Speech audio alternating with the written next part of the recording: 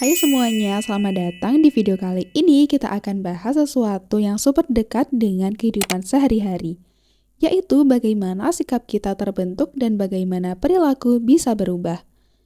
Pernah gak sih kamu merasa tiba-tiba suka sesuatu atau tiba-tiba ikut kebiasaan baru cuma gara-gara lihat orang lain? Nah, itu semua ada penjelasannya. Yuk kita kupas bareng-bareng. Pertama, yuk kenalan dulu dengan yang namanya sikap. Sikap itu sebenarnya adalah cara kita menilai sesuatu apakah kita suka, nggak suka, atau biasa aja. Menurut para ahli, sikap punya 3 komponen penting. Yang pertama yaitu kognitif, yaitu apa yang kita yakini atau pikirkan. Kemudian yang kedua ada afektif, yaitu perasaan kita terhadap sesuatu. Yang ketiga, konatif, yaitu kecenderungan kita untuk bertindak. Jadi, kalau kamu percaya kopi itu bikin semangat, itu kognitif. Kamu suka rasanya, itu afektif. Dan kamu akhirnya beli kopi tiap pagi, yaitu konatif. Nah, itu contoh sikap bekerja secara lengkap.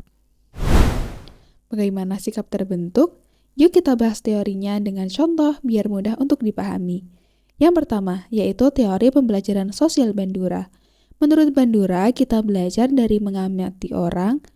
Misalnya, seorang anak melihat kakaknya rajin belajar dan sering dipuji.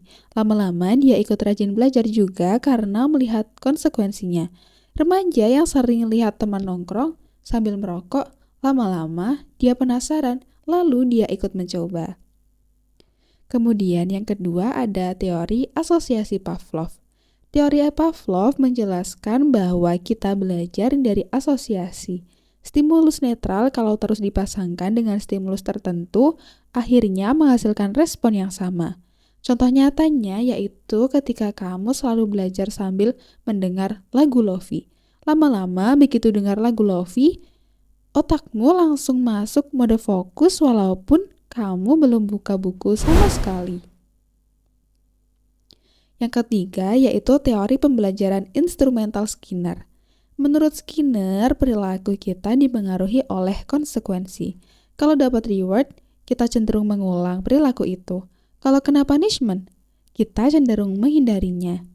Nah, salah satu contoh nyatanya yaitu ketika kamu rajin ikut kelas karena dosen sering memberi nilai plus untuk kehadiran. Kamu jadi makin semangat hadir. Nah, itu merupakan reinforcement positif.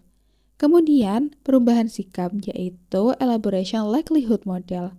Ada satu teori penting dalam komunikasi persuasif. Namanya yaitu elaboration likelihood model atau ILM.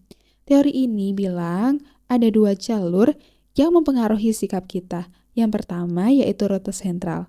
Kita mikir serius, mempertimbangkan logika pesan, terus butuh motivasi dan kemampuan. Salah satu contohnya yaitu ketika kamu berhenti beli skincare abal-abal setelah nonton review ilmiah yang jelasin kandungannya. Kemudian yang kedua yaitu ada rute periferal.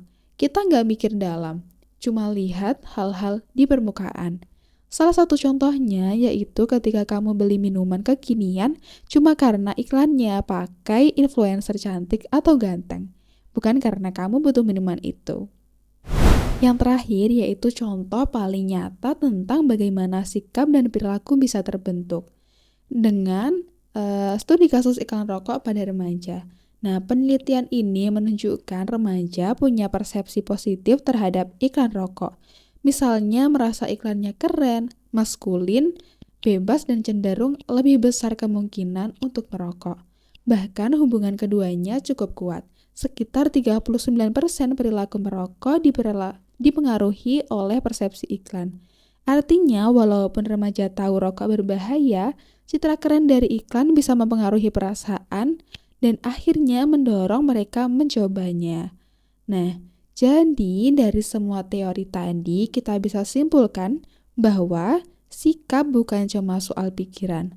Ada pengaruh perasaan, pengalaman, lingkungan, sampai media. Dan kalau kita paham secara terbentuk, cara sikap terbentuk, kita bisa lebih berhati-hati dalam mengambil keputusan. Gak gampang kebawa iklan, tren, atau tekanan sosial. Terima kasih sudah menonton sampai akhir, semoga bermanfaat. Wassalamualaikum warahmatullahi wabarakatuh.